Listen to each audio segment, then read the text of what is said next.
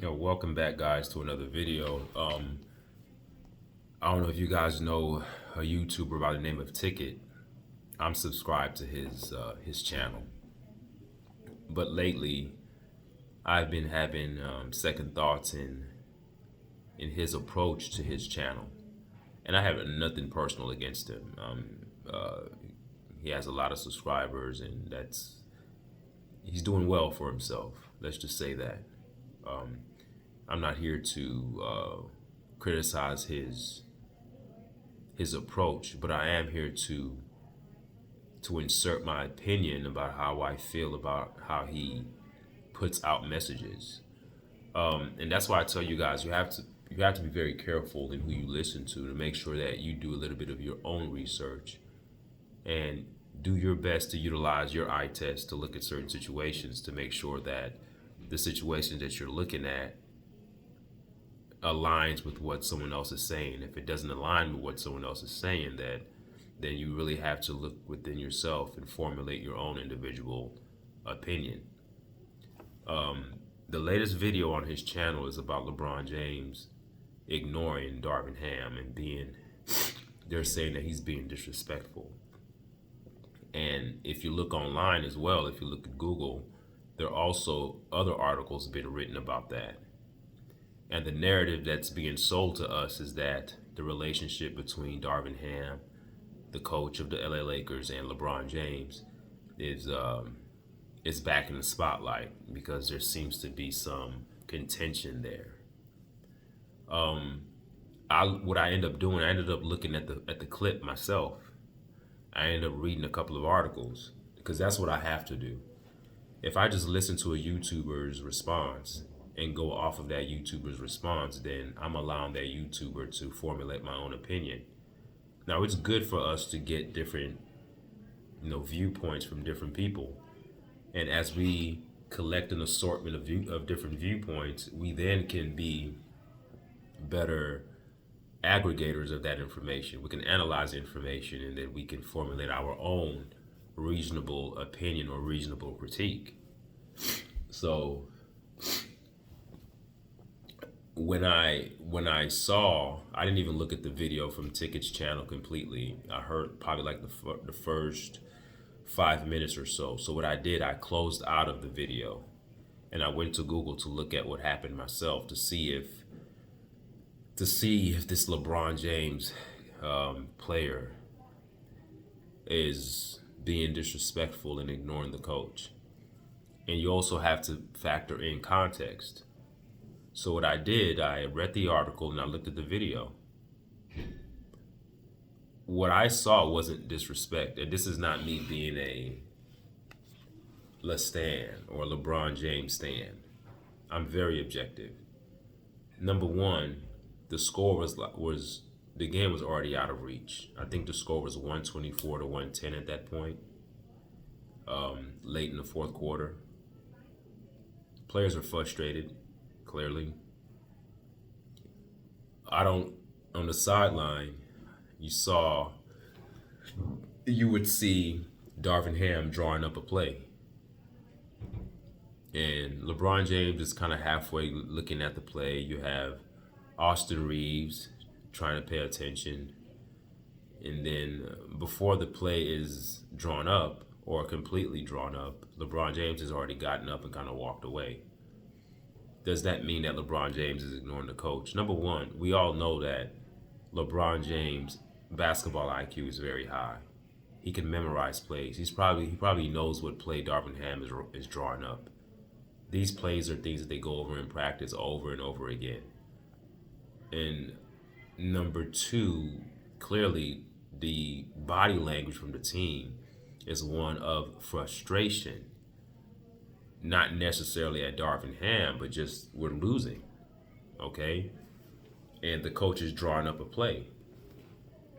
LeBron James, he sort of looks and then he just walked away because he knows what the play is. It's not that they don't want to run the play or they're frustrated. They're frustrated that they're losing. That's the way I took it. I didn't look at it as LeBron James ignoring Darvin Ham in that particular incident.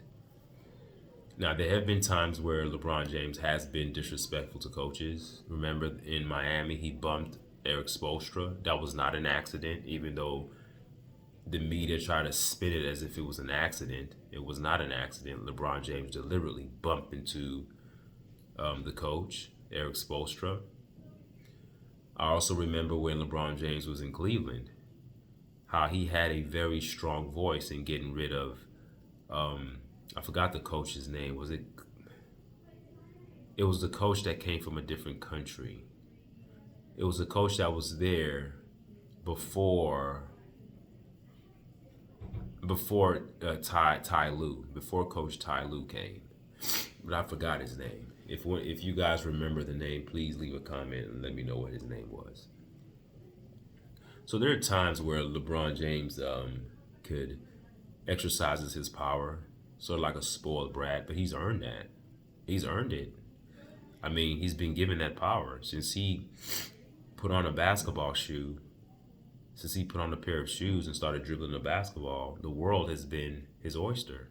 He's been able to do whatever the hell he wants because he's that great. I'm not saying that everything that he does is right, but there are certain things that are permitted and allowed by management when dealing with LeBron James.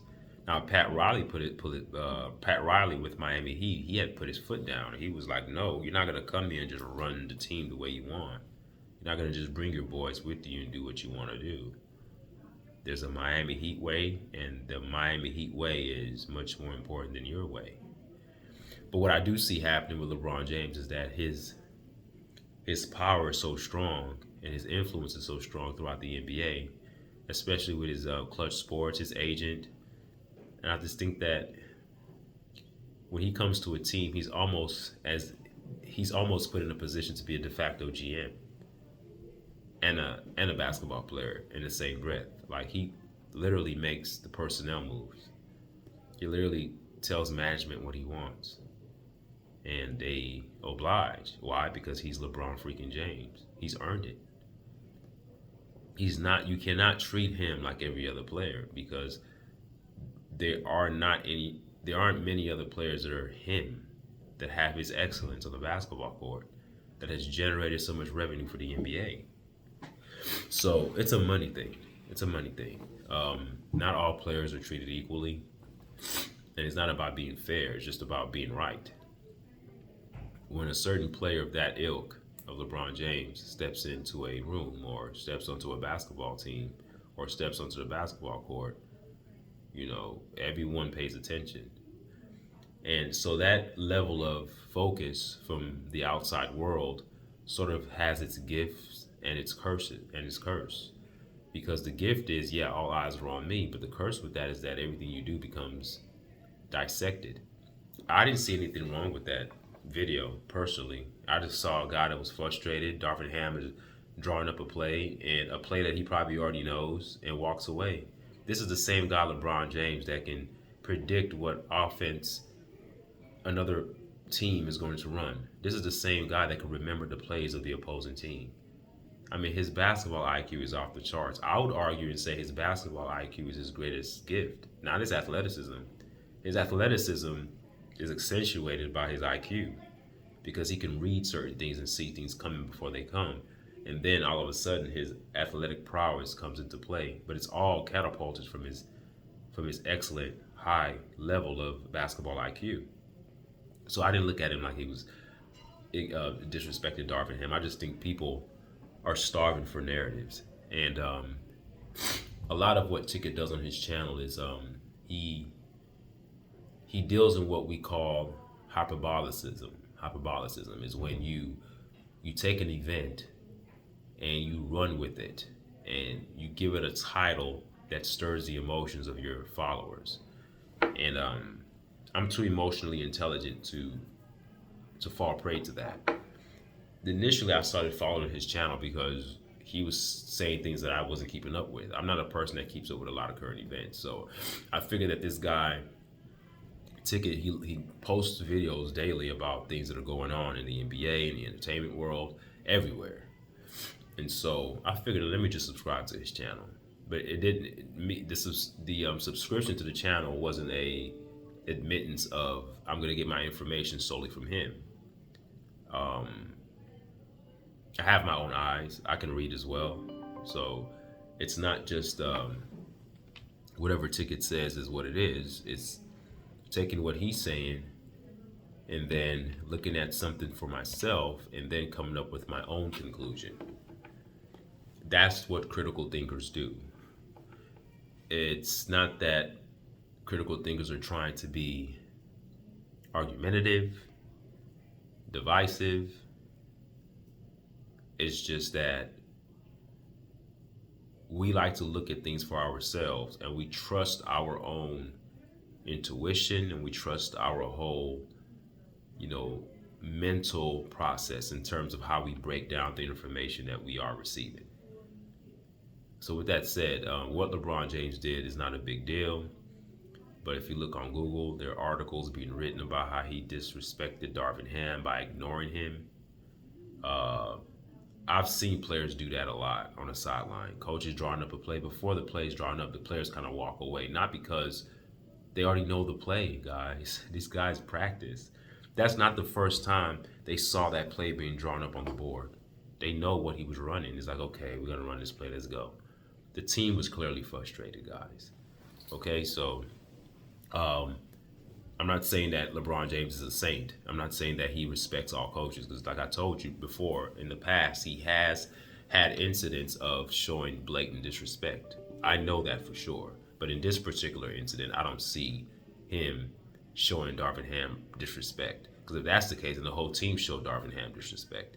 Because most of the team wasn't even paying attention. I mean, they were, but they were kind of like walking away toward the end before he drew up the play. Now, let me say this before I close this video. If the Lakers were in the lead, let's say the Lakers were up 124 to 110, that they were up on the Warriors, I can bet you your bottom dollar that the players would have stayed and listened because they're winning. It's kind of like you see, these guys are human. They're frustrated. They're losing. Like, oh, man, they just walk off. When they're winning, everyone's engaged, high-fiving, they're happy. When you're losing, it's like, oh, here we go again. Man, this game is over, man. We're about to run a play. Okay, let's go back to the court. That's the way I looked at it. That's the way I looked at it. I don't look at it as a guy that was disrespecting his coach. Some people may have different opinions, but if you don't look at the video for yourself and you just go off of what people like Ticket say or any other article says about LeBron James being disrespectful to Darvin Ham by ignoring him during the timeout, then you're going to just go with that narrative. But you have to do this with every piece of information that you receive in your whole life, whether you receive it from mainstream media, legacy media, social media. Whenever you receive information, look at it yourself. Do your best to look at it with your own eyes and apply your own sense, because you owe it to your divinity, you owe it to your essence to incorporate your own say so, not to just go off what people tell you. Okay? All right, thank you guys for listening. Leave a comment, tell me what you guys think. Again, I don't think LeBron James was ignoring or being disrespectful to Darvin Ham. It was clearly a team being frustrated that they were losing. A play was being drawn up that they most likely already know. It's not like that was the first time that he drew it up and they're just like, oh my God, what a play. The play that he was drawing up was not going to bring them back to win the game. The game was pretty much out of reach at that point. Okay, so you got to put things in context, guys. Some people are doing things online for clickbait, and people are writing articles to gain attention and to shape a narrative. But we really have to start looking at things objectively and say, okay, that's not what it was. That's not what it was. All right, thank you guys for listening. Leave a comment. Tell me what you guys think. All right, thank you.